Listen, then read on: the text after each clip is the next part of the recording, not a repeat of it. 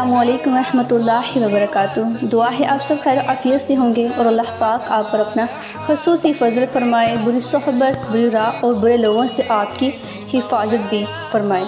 आज की वीडियो में सूरह रहमान का ऐसा अमल पेश करने जा रही हूँ जिससे शर्तिया यानी कि अल्लाह पाक के हुक्म से आपको औलाद जैसी नेमत नसीब होगी।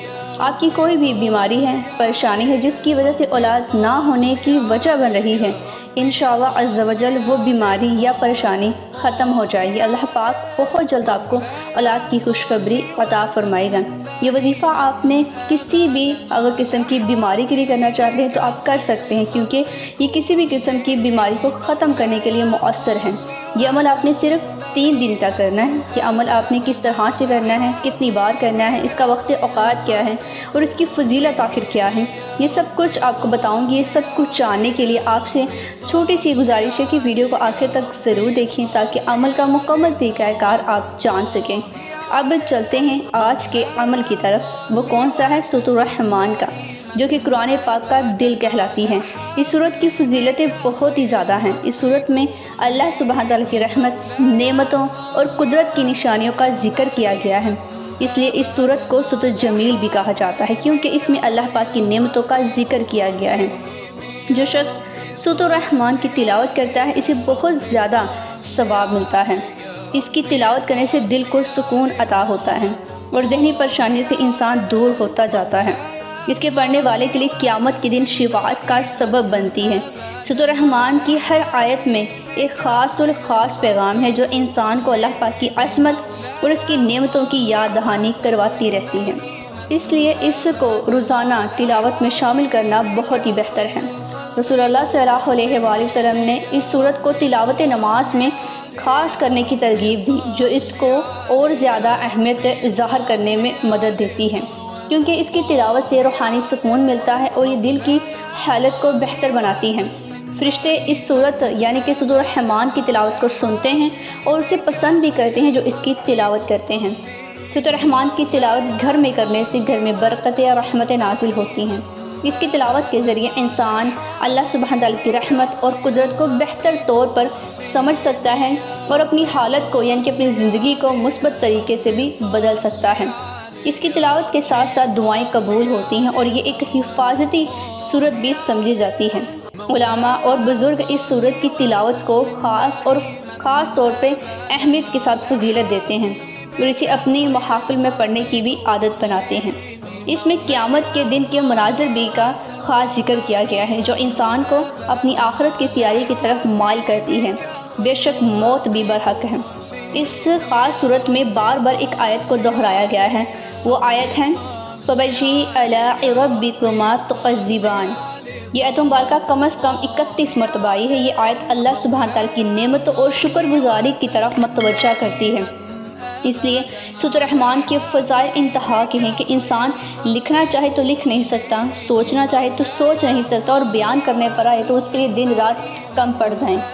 इसकी फ़ज़ाइल और अहमियत सुनकर आपको इल्म हो गया होगा कि किस कदर ये मुश्किलों को आसान कर देने वाली है।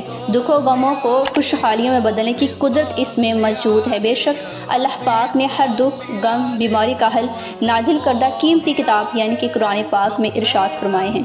अगर हम समझें देखें तो बहुत से मौजज़ात कमालात हमें नज़र आएंगे। अगर आप इस सूरत को औलाद की परेशानी के लिए भी करते हैं तो ज़रूर आप पर भी करम होगा। औलाद ना होने की वजह से परेशानियों और दुखों में रहने से बेहतर है कि अल्लाह पाक के इस सच्चे कलाम को थाम लिया जाए और इसका मुआज़ा खुद आप अपनी आंखों से देखेंगे। इसका जो अमल तरीक़ाकार है वो भी बताऊंगी, लेकिन इससे पहले इसकी चंद अहादीस मुलाहिज़ा कीजिए। हज़रत अबू हुरैरा रज़ियल्लाहु तआला अन्हु से मरवी है कि नबी करीम सल्लल्लाहु अलैहि वसल्लम ने इरशाद फरमाया, जो शख्स सूरह रहमान की तिलावत करता है वह क़यामत के दिन अल्लाह पाक की रहमत का मुस्तहिक होगा। और एक और जगह भी रवायात है कि नबी करीम सल्लल्लाहु अलैहि वसल्लम ने इस सूरह रहमान को नमाज में पढ़ने की ख़ास तरगीब दी, यानी कि ख़ास तौर पर जुमे की नमाज में। इसके चंद छोटे छोटे वज़ाइफ भी आपके साथ शेयर करती जा रही हूँ ताकि आप रोज़मर्रा ज़िंदगी में जिन भी मुश्किलात से गुज़र रहे हैं, जो भी आपके मकासद पूरे नहीं हो रहे, आप उनके लिए भी इस छोटे से छोटे वजीफ़े को भी कर सकते हैं जिनके मौज़ात कमाल के हैं। جیسے کہ سب سے پہلے رزق کے لیے جو لوگ بھی پریشان حال ہیں وہ سورۃ الرحمن کو روزانہ کی بنیاد پر 11 مرتبہ پڑھیں، پھر دعا کریں۔ یہ رزق کے لیے بہت ہی زیادہ مؤثر دعا ہے۔ پریشانیوں کو دور کرنے کے لیے سورۃ الرحمن کی تلاوت کے بعد لا الہ الا انت سبحانک انی کنت من الظالمین اس کو پڑھیں اور دعا کریں کہ آپ کی مشکلات حل ہو جائیں۔ سکون اور اطمینان کے لیے بھی آپ صبح کے وقت لازماً اس سورۃ الرحمن کو پڑھتے رہیں۔ اللہ پاک سے اگر آپ اپنی محبت کو بڑھانا چاہتے ہیں تو آپ تب بھی سورۃ الرحمن کو روزانہ کی بنیاد پر 3 مرتبہ پڑھ سکتے ہیں۔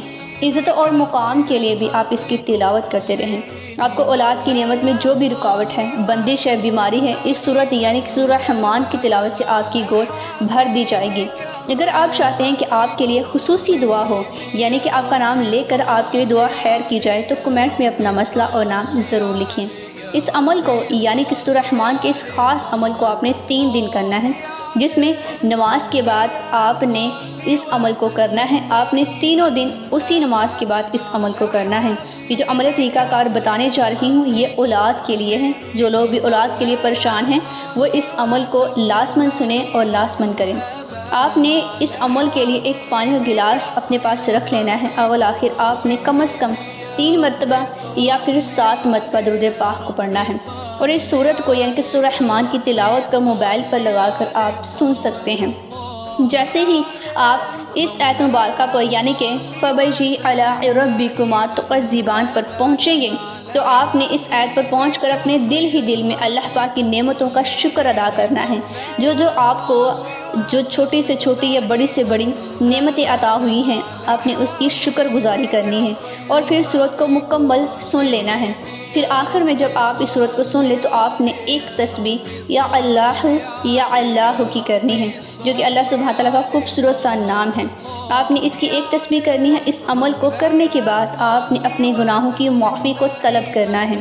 جو بھی آپ سے صغیرہ کبیرہ گناہ ہوئے تو آپ نے اس کی معافی طلب کرنی ہے۔ ہو سکتا ہے ہمارے گناہوں کی وجہ سے ہی بہت سی ایسے کام ہوتے ہیں، بہت سی ایسی خواہشیں، تمنائیں، دعائیں ہوتی ہیں جو رک جاتی ہیں، تو اس لیے آپ نے اپنے گناہوں کی معافی طلب کرنی ہے۔ آج سے انکساری کے ساتھ دعا کرنی ہے کہ اس عمل کی برکت سے جو سورۃ الرحمن کا آپ نے عمل کیا ہے، اللہ سبحانہ تعالیٰ سے دعا کریں کہ اس عمل کی برکت سے جو بیماری ہے، دکھ ہے، غم ہے، رکاوٹ ہے، اس کو جلد دور فرما دیں اور میری جھولی کو نیک اولاد سے بھر دیں۔ اس عمل کو آپ نے خالص یقین کے ساتھ کرنا ہے، کامل یقین عقیدے کے ساتھ کرنا ہے۔ اس عمل کو آپ جتنے خلوص عقیدے کے ساتھ کریں گے اتنے جلدی ہی آپ کو اس کے خاص معجزات ملیں گے، خاص اس کے جلد نتائج ملیں گے۔ امید ہے آپ کو سورۃ الرحمن کی اہمیت و فضیلت سمجھ آ چکی ہوگی، اور جو آپ کو سورۃ الرحمن کا وظیفہ بتایا ہے وہ بھی سمجھ آ چکا ہوگا۔ آپ نے اسی ہی بتائے گئے طریقے کے مطابق عمل کو کرنا ہے۔ اللہ سبحانہ تعالیٰ سے دعا ہے کہ جلد ہی آپ پر اولاد کی خیر ہو جائے گی، تو اس لیے آپ نے اس عمل کو آج ہی سے شروع کر لینا ہے۔ بہت جلد اللہ پاک آپ کی گود کو اولاد کی نعمت سے بھر دے گا، اور جو لوگ بھی بے اولاد ہیں ان سب کے ساتھ آپ نے اس ویڈیو کو شیئر لازماً کرنا ہے، یعنی کہ آپ کے عزیزوں میں، آپ کے دوستوں میں جو کوئی بھی بے اولاد ہے آپ نے صدقہ جاریہ سمجھ کر ان کو یہ ویڈیو ضرور شیئر کرنی ہے، کیونکہ جو لوگ بے اولاد ہیں وہی بے اولاد جو لوگ ہیں ان کی پریشانی اور دکھ غم کو سمجھ سکتے ہیں، تو اس لیے دوسروں کے غم میں بھی شریک رہیں اور دوسروں کو یہ ویڈیو، یہ صدقہ جاریہ سمجھ کر جو وظائف ہیں شیئر کریں، تاکہ ان کو بھی اللہ سبحانہ تعالیٰ نیک صالحہ اولاد جیسی نعمت عطا فرمائے۔